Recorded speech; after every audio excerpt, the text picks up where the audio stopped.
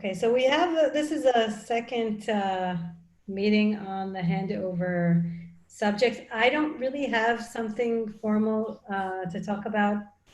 I don't know if someone added something to the agenda because it's a little bit, my bad, a little bit unorganized because everything on the previous meeting is on the top.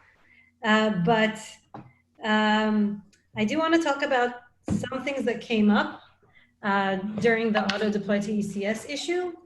So I think that's a good place to start unless anyone else wants to take lead and talk about anything. I'll take that as an okay. Yeah, I mean, I think that's a good start. I think there might be a couple of things that I wanted to bring up, but yeah, take it away. Okay, so I'm going to put Etienne on the spot because Auto Deploy to ECS has been merged and great. I'm very happy about that. There were two associated issues with it. One was separating the Kubernetes template into a standalone template that would be called from Auto Deploy. And there was another issue related to the deploy target. So we wanted to introduce a variable called deploy target or something else. I'm not stuck on the name. I could be persuaded with anything, which we had some external discussions. And I don't know if everything was done in the one issue, Etienne, or if, and those need to be closed out, or if those are still pending. So I'm going to give you, put you on the spot. Thanks, Orit. So I need to apologize at first because yesterday it was a day off in Canada, and so I need to catch up on emails. So yeah, I just found out about what you just said. So to answer your first question, yes, it was all done in one issue, but as I said, I need to catch up on emails and related to everything related to which issue, what MRs. That's something I can follow up with you afterwards, after this meeting, if that's okay with you. Okay, so what I did see in the Auto Deploy ECS after being merged, that there's two new issues that were brought up from the review, from the code review. So one of them was that we need to deal with stop review apps for ECS. Yes, that's correct. That's something that came up in conversation a while back. This is something that's, that's completely different than Kubernetes, because what does a stop review app means? Do we turn off the service, the ECS service? Do we turn off the task? It's just like from an ECS point of view, what do we do exactly, right? What is the, what is the part of the AWS ECS API that we want to leverage? So that's actually a very good question. And now I'm gonna put Shinya on the spot. Shinya, do you think it's a good idea to introduce our auto expire for review apps for this process? Yeah, I mean, before talking about auto expiration, we should answer to the Etienne's question. If his question is answered, auto expiration or whatever things is possible. Okay, so I'm going to answer your question, Etienne, with another question. So when we deploy to ECS, how exactly are we doing the review app itself? Are we opening a new instance on AWS with an environment variable that someone put their, what's it called? Remind me what the environment variable for review apps is called. It's, I think, Auto DevOps. I think it changed so much. You know what? Let's call it target deploy or deploy target. But it changed a few times over the past few days that I cannot remember. I think it was Auto DevOps platform target. So that's the one we went for. I meant the dynamic URL for the review app itself, where you have an environment variable. Damn it. What was its name? Whatever, the review app environment name, okay? Yeah, right. Okay. So that's a different environment than the actual environment that's being deployed to ECS, correct? Mm-hmm. Well, no, the review app to ECS still deploys to ECS, and there is still a need to provide a service name, an ECS service name, a task definition name, and a cluster name, right? So the requirements for review apps are the same as for productions, as if you were deploying to production. You still need to provide those three variables in addition to the regular AWS credential variables. Okay. So that's how it was. That's how it was, made, because I think we created deployment to ECS at first, just like the same way for review and production. But now, as you're starting to raise that, maybe there is like a divergence at this point. Maybe we need to create on the fly a service or a cluster for review, while we want to provide environment variables for the production environment. Maybe there is a different strategy, right, to create for review apps. But as of today, to answer your initial question, you need to specify a task definition, cluster, and service for reviews, just like you need to do the same for production. Okay, so if that's the case, and the user needs to supply the task definition name, the cluster name, everything we need for ECS separate for review apps and for production, I don't see any reason why we can't tear down the service once we don't need a review app anymore, once the deployment is done. Yeah, but there is no reason, unless, I don't know, unless the user wants to turn it off for like bidding purposes, or whatever.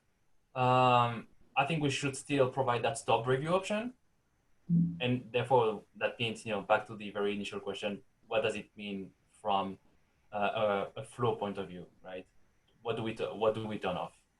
The AWS ECS API is pretty rich in in what it has to offer. So we need to choose like what to leverage. What are our options? I talked about that with someone last week. I need to go back to that AWS ECS documentation. Let's see, 1 second. So so the default for environment variables is that they're scoped to all environments. So if the user has only set one of these task definitions and service definitions, and sorry, I don't really know much about ECS. So if they've set all of these variables at the top, like at the star scope, is deleting the service still safe? I think the production will take over because it's been defined afterwards. Yes, so you're raising a good point.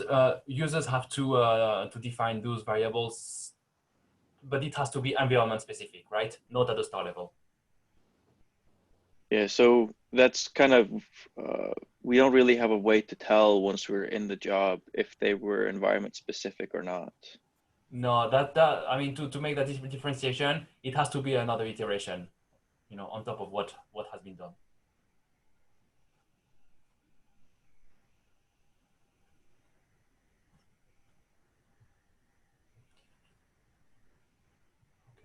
So here's my my dilemma. I think that once something is merged into production, we no longer need the review app. However, if we're continuing development and we haven't merged something into master yet, we would still want to view our changes in a review app just like any other deployment, regardless to ECS. So at any given time, we should have a review app available. We do need to explain to the users that this may have additional billing costs, which is not like our usual review apps. I don't know the billing strategy for Kubernetes, but that would be the same problem, right? That would be the same situation, wouldn't it? Like if the users leave their review apps on running on Kubernetes, they're gonna be billed, right? Are you talking specifically for GKE or like different GCP or? GCP in general. I really don't know the billing structure for GCP, but I believe that if users leave a review app there, in a cluster, they're gonna be billed accordingly. Well, that's why we have our experts of Auto DevOps on the line, and they can tell us. course. Yeah, billing is something we don't really think about much, but I think we, yeah, we should, but I think it's, we are just charged for the nodes. So like, because you have the cluster there, and that the expensive part is the VMs that hosts the node. So I think that the things you have in the cluster don't cost extra. Mm.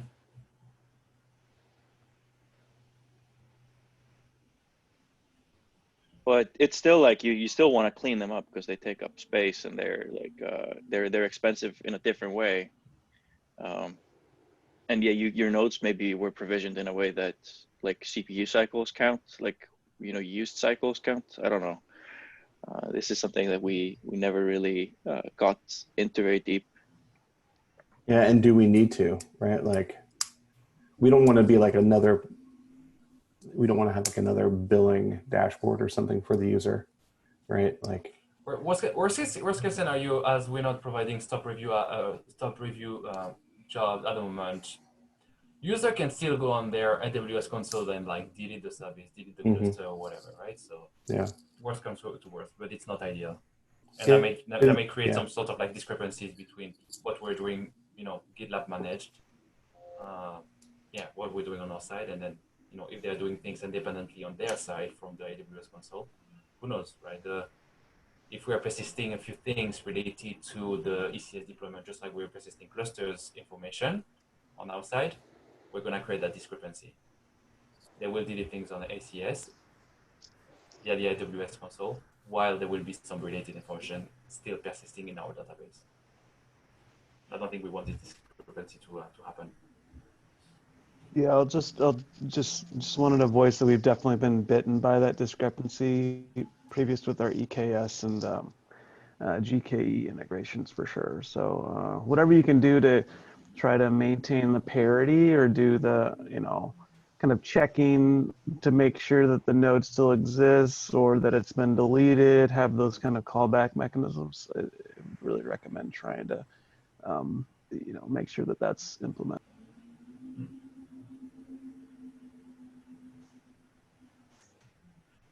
Like is there a way to do like a periodic async job, yeah. something running like every night or something like that.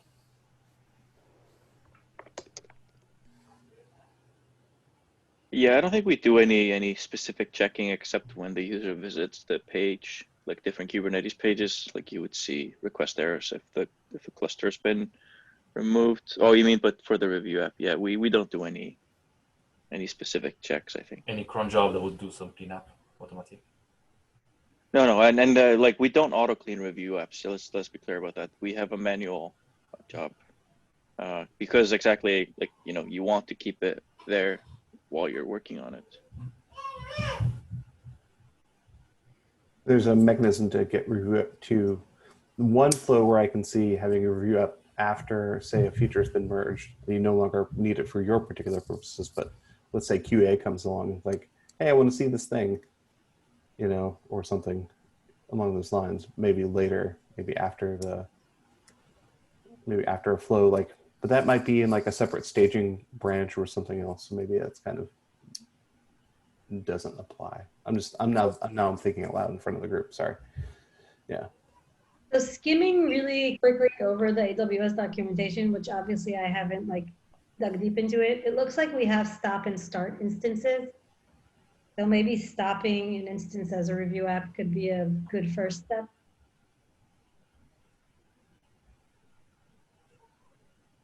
Yeah.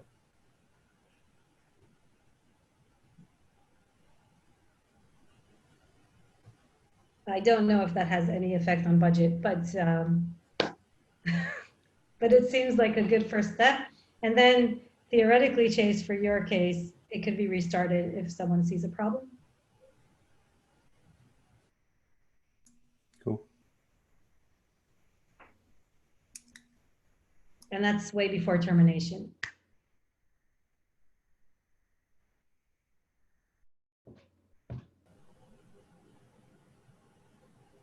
I feel like if we're starting to work on this stop review apps process, I think like a following task right after that, or something that's quite connected, is something we mentioned before, is the fact that we're using the same variables, same three variables for review and production. I feel like that should be part of the same, not issue, same epic, or so, something to consider at the same time.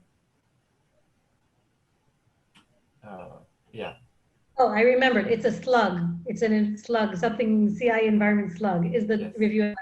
So are we just automatically appending that on the same variable for production? I remember correctly, for review, we're doing that. We're appending the slug or something similar. I need to double check that. 1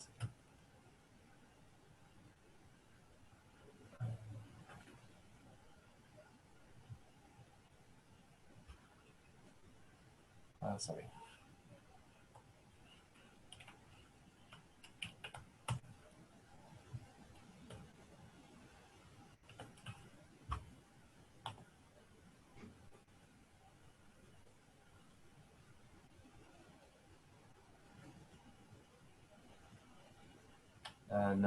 No. Just for the environment, we're not doing that. Just for the review apps, we're appending the commit ref, but it's just at the end of the environment name. Well, that would work too, but that would mean that there will be a lot of review apps at any given time, which may explode in terms of budget.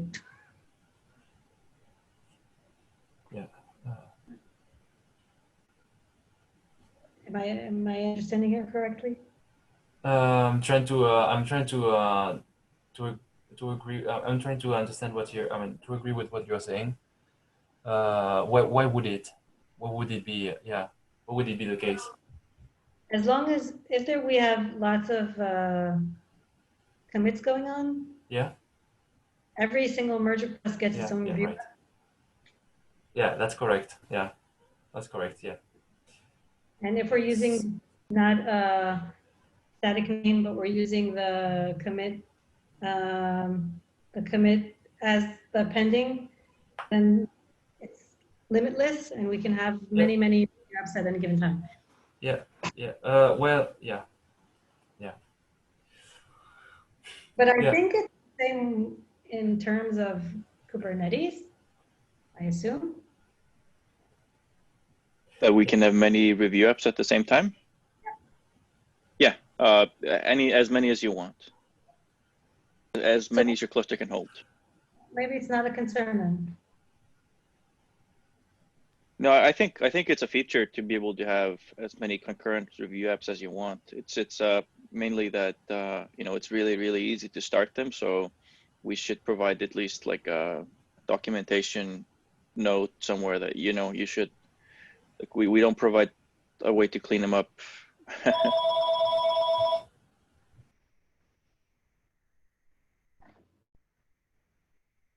Yeah, so I agree. I think maybe, at least for this phase, we don't need to limit anything. We have several issues that need to address cleaning up review apps. So one of them is, as we mentioned on the beginning of the call, is set an auto expire date. So if like no activity is done, it just stops the review app. And stop in the sense of ECS will be a little bit different because we need to stop the service and not just stop the review app as we do in any other case. And then we had some other ways, like you can select in the UI the review apps in the environment page and just stop them, which will set the expiry and actually stop them after a given period of time. And we also have an API that allows you to clean up. So I think in that sense we're covered because there's different ways to delete them.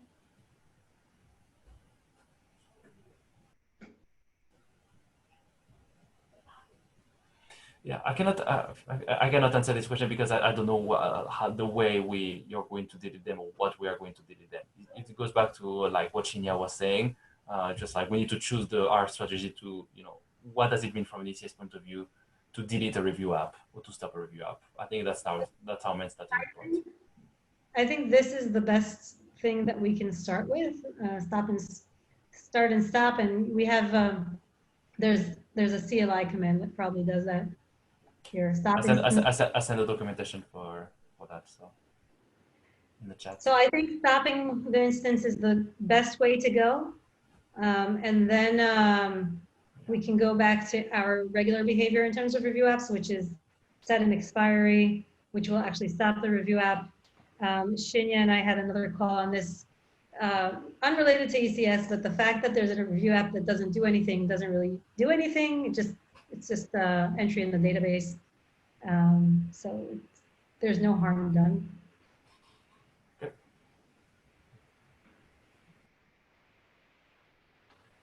Can you, Okay, share, can you please share in the chat the page you just shared? with it, the AWS one? Yeah, yeah. That's I feel like that's something that's a bit different than the AWS ECS documentation I just had. Okay, thank you. Yeah. I'll compare the two. Thank you. Okay, so I think in terms of what we want to, I'm just going to recap the decisions on review apps. So there's no limit to review how many review apps we can have, and the way that we're doing it by appending the commit reference is fine. No need to change that. What we will do is, in case of expiration date or the MR is merged, we will send a stop instance to ECS. Okay. In the future, we can think about how we can improve this, and you know, if someone has an X amount of review apps available, we can send them some kind of notification, hey, watch your budget or something like that. But we can think about that in the future. And the second issue that came out of the review from Auto Deploy to ECS, check it out. Oh, it was the need to handle the deployment target when we want to do Kubernetes plus ECS. At the moment, we support either or, we don't support both. And of course, there will be a day in the future where we will need to support both. I believe more and more that in order to do so, we need a UI. We need a UI that says, like, in a way that, okay, if we want to like choose, Mark was talking about that, right? I may want for review to aim that target, and for production to target that other platform. And yeah, of course, I think we could just like drive that with CR variables or whatnot. But ultimately, I feel like we just need a UI with, like, you know, different, with the targets that are available to that project and a different environment, and then just like say this target, that environment, that target, that environment. I don't want to fall into the trap of like relying too much on things like CI variables. That's it. So I'm a big believer in that, but I also think that our persona is a lot of DevOps engineers who don't really like UI. So we need to think about them as well. UI is great because it's very visual and you can get a lot of warnings and notifications. But I do think we need to think about people who want to do it as a script or. Yeah, I mean, UI is one side of the coin, right? Also think of API, right? That's just that's the other side. That's more relevant to the persona you were describing. Yeah.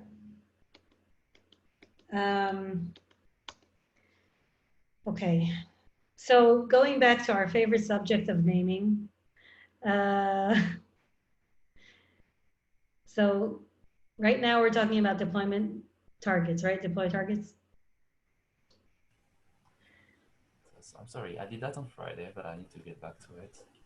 Because so what did we choose? Auto _ DevOps _ platform _ target.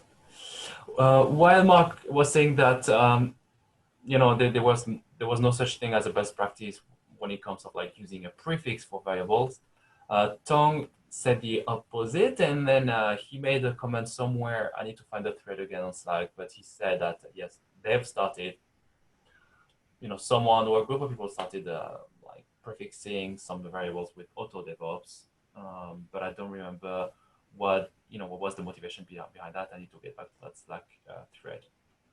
Yeah, So, I think yeah, there was a case of, you know, using Auto DevOps as a prefix.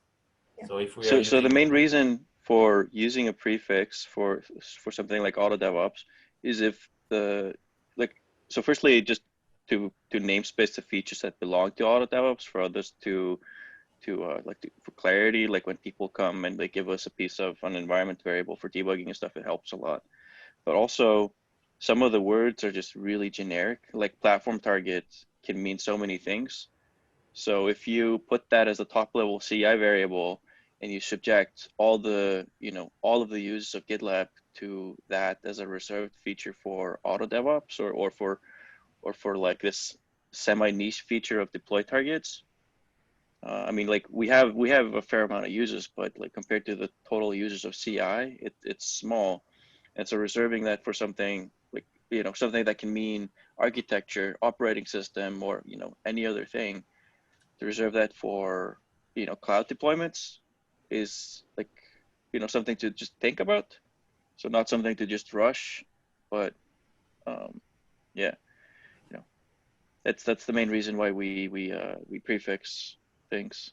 So even just prefixing it with CI platform target would have been enough, I think. But if you prefix it with CI and you call it CI platform target, and you remember the association with operating system and architecture, then the name is actually kind of confusing. Because it makes you think, oh, am I selecting the architecture that my runners are going to use? Maybe. So I want to pop in a question here. I think that this use of the deployment target, or whatever we want to call it, is a temporary solution. And I think it's great for our first iteration.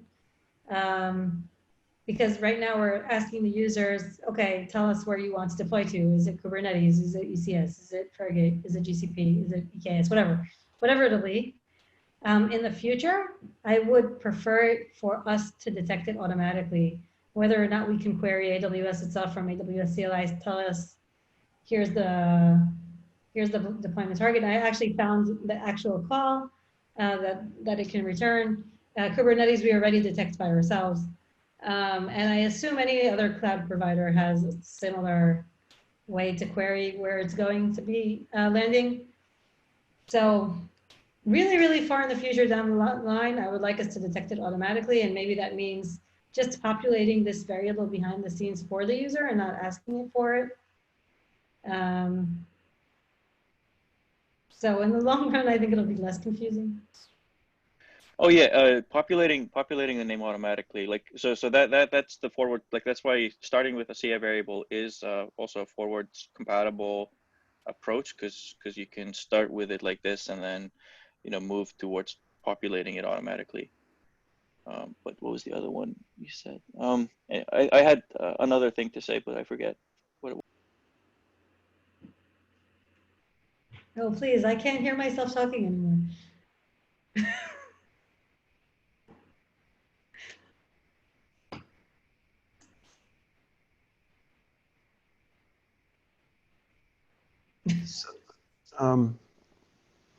Yeah, I guess, I mean, to me, like, I feel like deployment target is actually a pretty good naming scheme, like just that as a name.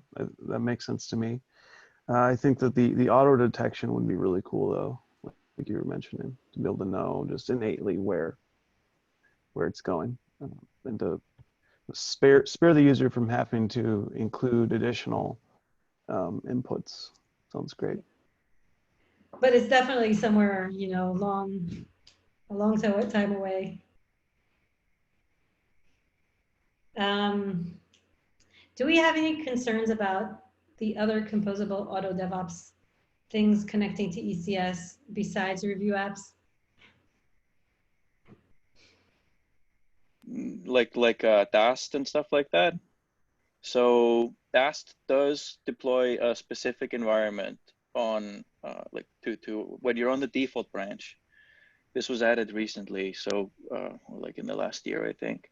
So then that job would need to be ported if you want parity. So that would need to be ported to ECS. But I would say it's also like not really MVC at all to have a default branch Dast. So that what that means is that when you merge to master, there will be a Dast job that runs. So just to be sure that you didn't add a bug that somehow got missed in the review phase.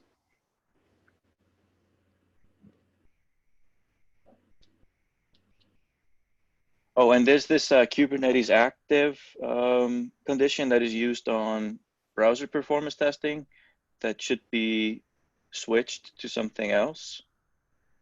We're using that as a kind of like a way to say, oh, Auto DevOps, browser thingy is like has a deployment like as a proxy, but it's not really like that one is definitely Kubernetes agnostic. So that one should be switched, and then you would get it for free. So probably one of the first things I would start with as a follow-up would be to populate this deployment target, populate the Kubernetes variable as well. And you can just do it right next to where CI Kubernetes active is populated. The motivation just behind that, the motivation behind getting rid of the Kubernetes active is just to make the whole like Auto DevOps more platform agnostic. Is it what you mean? Yeah, so we can't really, well, we just introduced the CI Kubernetes active in 13.0, so you could say it's removing it right away is almost like it never existed. But but I think we should keep the variable for now, but stop relying on it in jobs that are agnostic and use the presence of the deploy like the platform target, for example, as an indicator instead.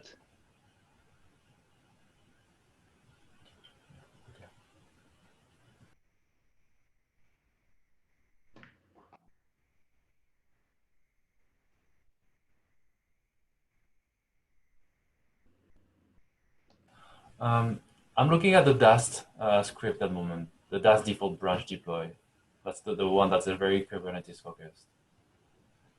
There is the auto deploy command. That's the script you were showing me the other day. That's the big bash script that you worked on, right? Yes. The auto dash deploy. Yeah. Exactly. Yeah. How would you see these being translated, or like whatever is being done in this script? How would you see these being translated into something that's less Kubernetes focused? We have like lots of things that could be translated.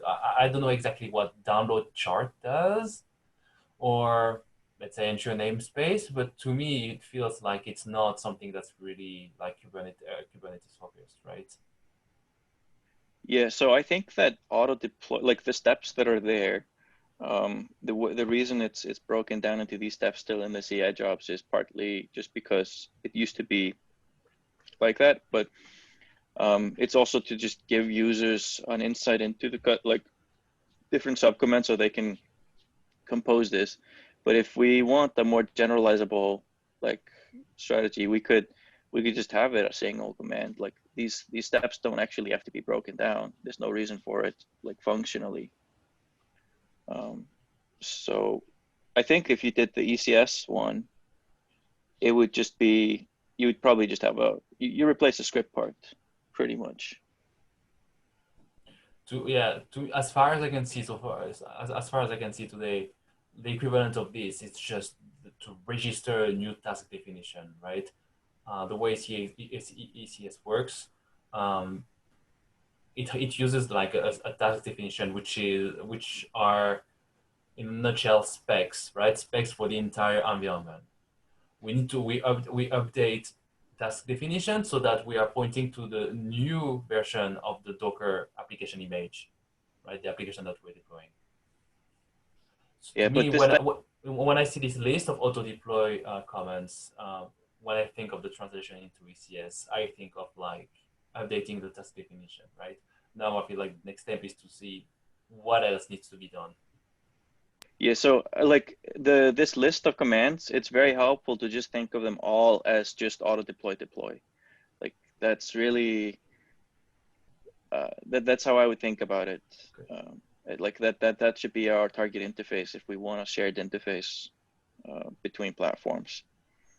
Maybe auto deploy and persist environment URLs. That's like GitLab generic enough because you still want to persist the environment URL if possible.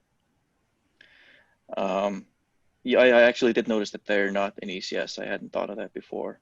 So that's probably another post MVC. thing to look into. But yeah, one thing about this default branch that like I think you need to solve how to clean up before even thinking about that default branch. Oh yeah. Of Because course, that yeah. one is auto cleaned. And I feel like once we figure out the whole like review cleanup, we'll have like more tools to work on Dast. Yeah. Yeah, but Dast on review apps should already be possible. Like that's how we do Dast on merge requests. That's not a separate deployment. They target the review app for that branch. I'm not quite sure to understand because when I see the Dast underscore environment underscore deploy job, I can see the environment URL that points to a Dast dash and then project CI project ID. So I'm not quite sure to understand. It looks like you're targeting another environment. Yeah, there are two Dast jobs actually. Yeah. One of them is the one on master, which I think don't target, like don't think about that at all, like until you figured out cleanup and stuff. But there is Dast that runs outside of master, which is just called dast.gitlab.ci.yaml. That's the original one, the one that's been there for a long time. And that one you can, you should be able to just get working right away. Yeah. As long as you have the environment URL, you should be able to get that. I think it just needs to be able to call your application.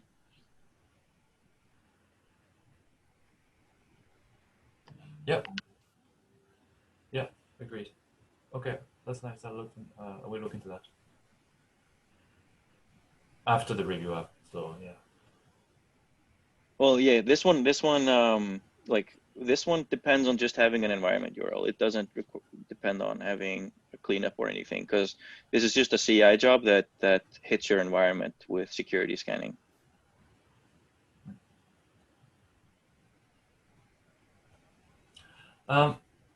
I have a question about environment URL in general. It's always been a bit confusing for me how it was possible to have a URL that's like set with like a very particular pattern that includes project ID, slug, the cube ingress base domain. So that's something that it's an URL that's dynamically formed, right? But then you pass on this dynamically formed URL onto the GCP API, and then it's some sort of override. It does like, how does it work from GCP? GCP is going to like use that URL, or like it's just like, how does like GCP and this dynamic URL formed, how do they connect together? Yeah. So if you, let's say you maybe open GitLab CI, I'll share my screen just for context for everyone. Just gonna update my local master just in case. Oh, thanks.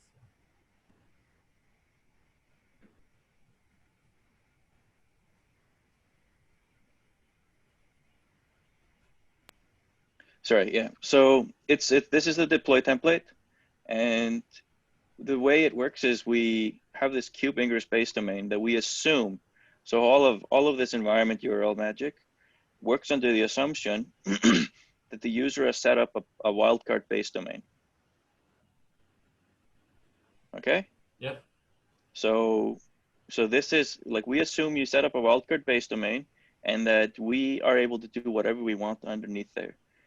So the CI project ID environment slug, this is just to avoid collisions. We could let them do other things, and then there are extra. We'll also give them the ability to provision extra endpoints in Auto DevOps itself, but this is the primary one. I think for production we don't actually even have. And do we have one? Okay, yeah, we do. We still have yeah, there it's just the CI project path slug, so it's the same idea. We just assume that you have the wildcard, and that's all. Like, so I don't know.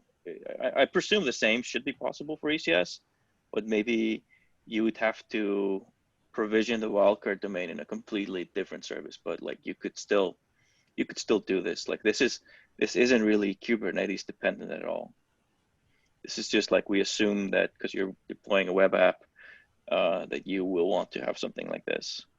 And so Sorry, when, Uh, when you run that deploy job, it's going automatically to create that that subdomain that's based on the slug onto in GCP.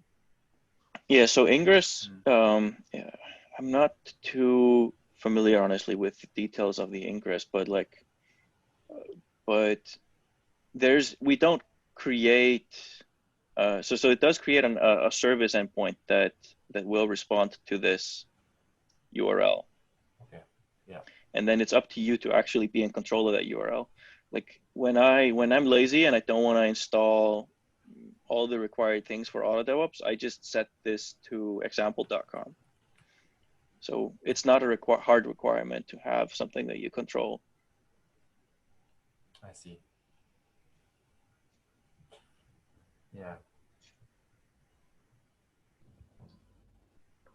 So I think this is the approach you would probably want to go as well, like just because, you know, either this base domain with subdomains, or path-based routing to different apps, but that's kind of less clean because then your application needs to know that it's rooted at a different path. It's not quite as clean. Whereas this one is kind of at the Ingress level, you bind to just the domains that you're given, or you don't even have to bind to them. You can bind to just any IP or any host. So this is a bit cleaner for like for the auto purposes of things. Yeah. Okay. I'm trying to see the equivalent here on EC2. I could share.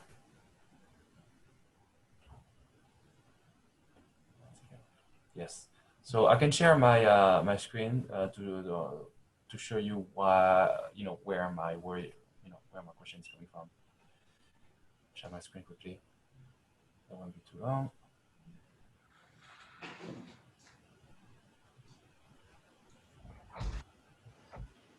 So this is the AWS ECS panel where I have my cluster, my service, as well as my my task definition. Based on what I've read and learned when setting up my ECS tasks for testing purposes, the only way to get the URL, the end URL, is to go to the EC2 instance that is attached to your ECS instance. You go to your EC2, and each EC2 instance is linked to a load balancer. So you go to the load balancer that you have set up previously. And this is here, you know, Rails Docker, ALV, and so on, so on, so on. This is like this is the URL to hit, right? So on one hand, I have this URL that's defined by the load balancer that I've created in in EC2, and then on the other hand, I have like this dynamically generated URL.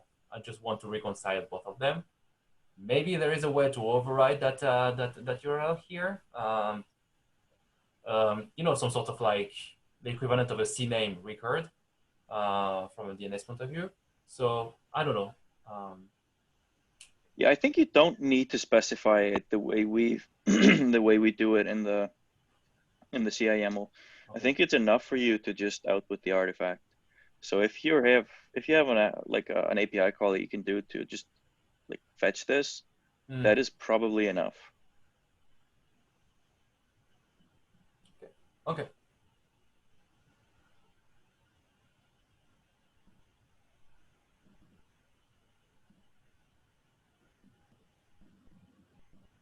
I don't have any other questions so far.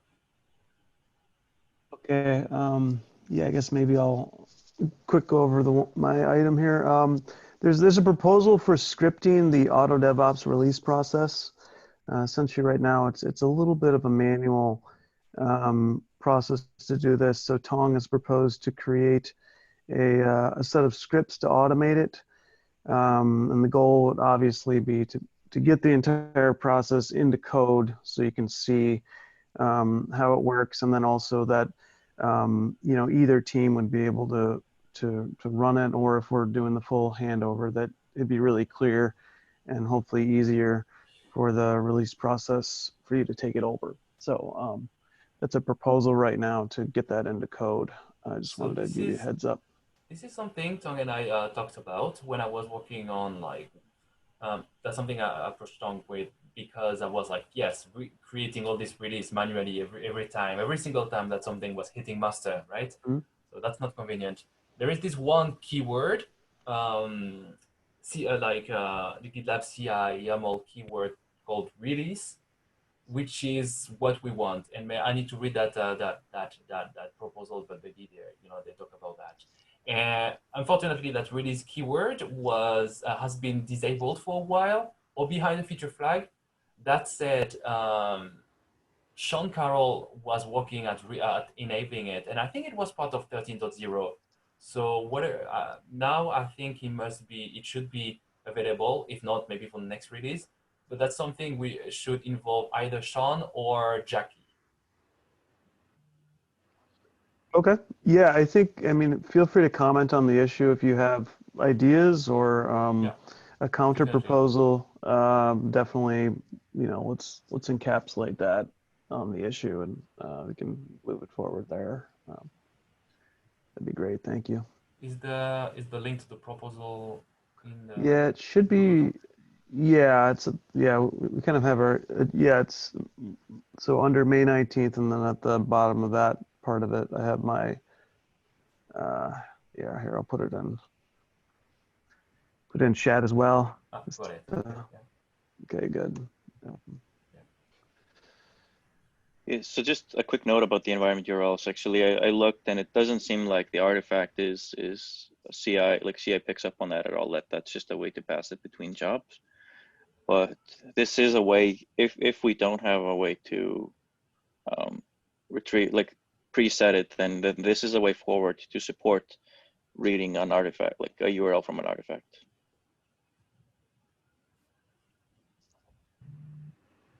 You'd have to add the artifact parsing yourself.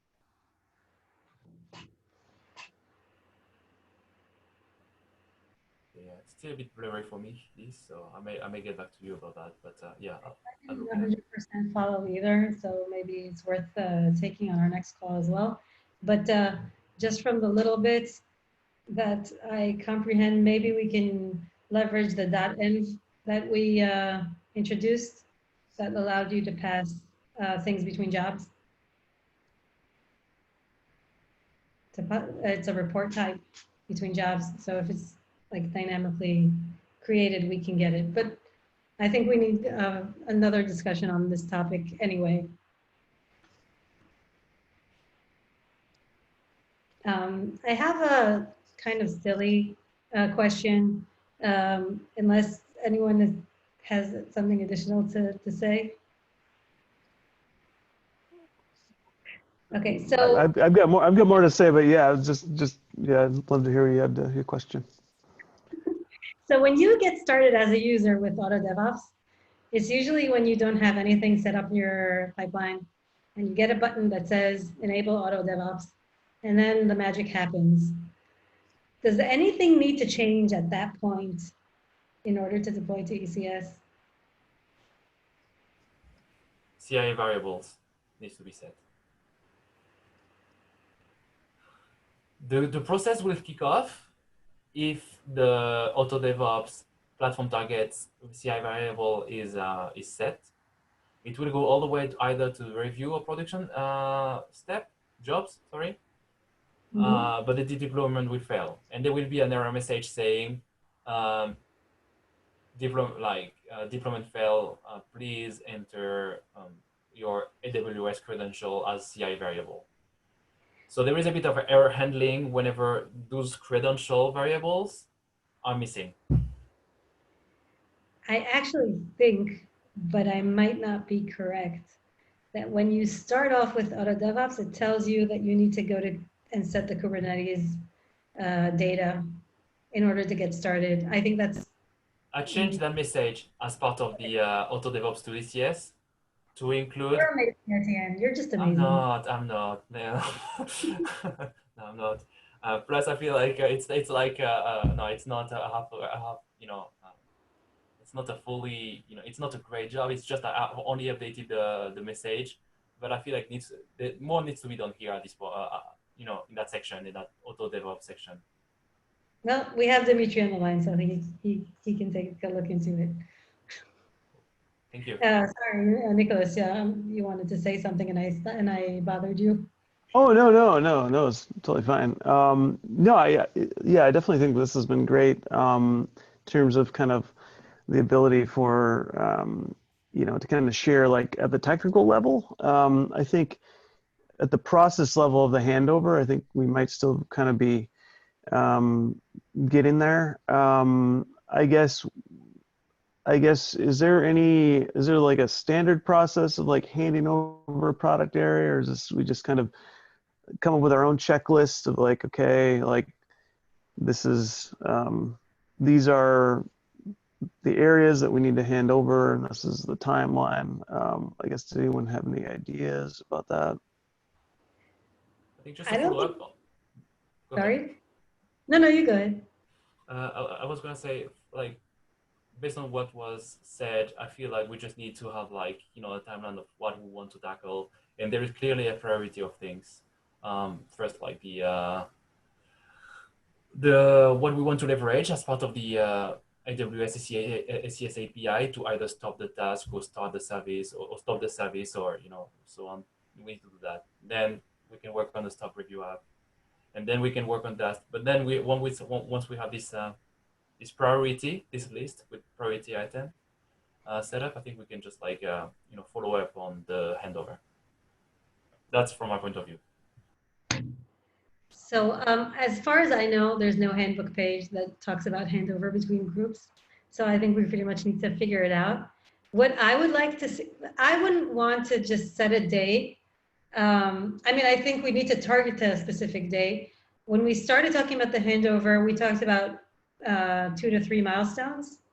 What's important for me is that the team feels comfortable to take on the responsibility, regardless of how many milestones it takes. Since we started being active in this area and we started developing issues, so you can see this is why we started coming up with questions and things. And I think that's really important, that we don't take the step off of the gas from everything that we want to do for expanding auto deploy. I don't want to go into auto review apps or anything else at this moment, just focus on auto deploy. I feel like it's huge enough on its own. I do think if we can set up a checklist, that would be great, because then we would know we covered, I'm sure we're never going to cover everything, but at least we cover the basics. And we have another handover that we're doing to verify for merge trains. And what I wanted to do there, and I think is a good practice here, is that we start doing the code reviews together. So if someone like a community contribution goes in, someone else can start being a maintainer there, and then slowly we can learn the ropes. Yeah, I definitely think that would be a good first step, that we get, like Shinya and Etienne as being trainee maintainers on these projects, and their mentorship can kind of have, it seems like a really good first step for sure.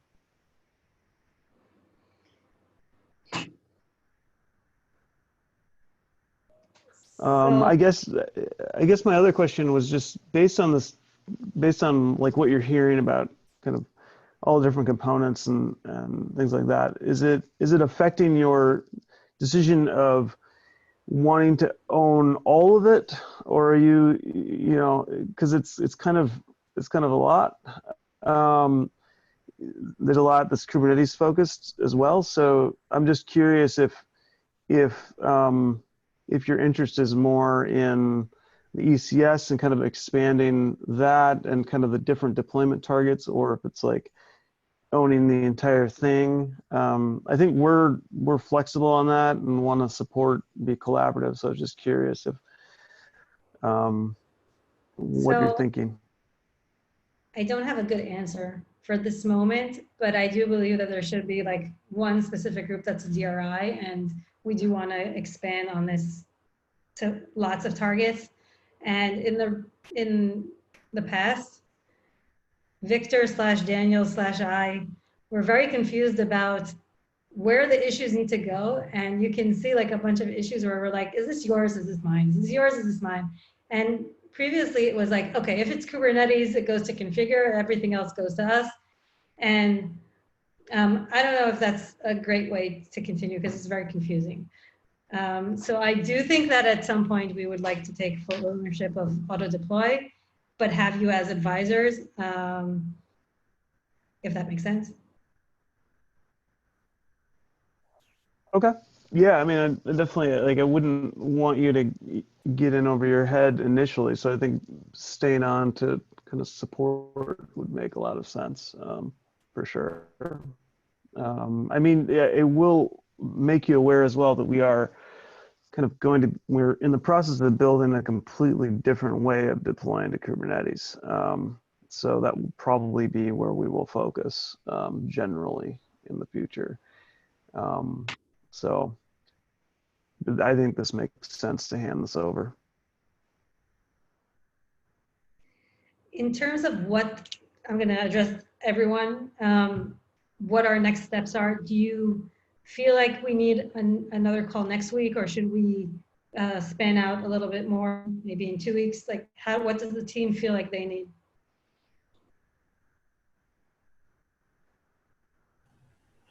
Like I'd prefer in 2 weeks from now. Okay. Yeah, I think we can get on calls as needed if like if there's any specific things that we can't hash out asynchronously, but yeah, 2 weeks. Okay, so I'll just set a placeholder. If we don't have anything to discuss, we can always cancel. Okay. Yeah, and then I think in terms of an action item, getting folks as trainee maintainers on all the projects seems like a good thing to do, which is something I can do, so I can take that on. Great. So thank you everyone for joining. And I guess I'll see you in 2 weeks.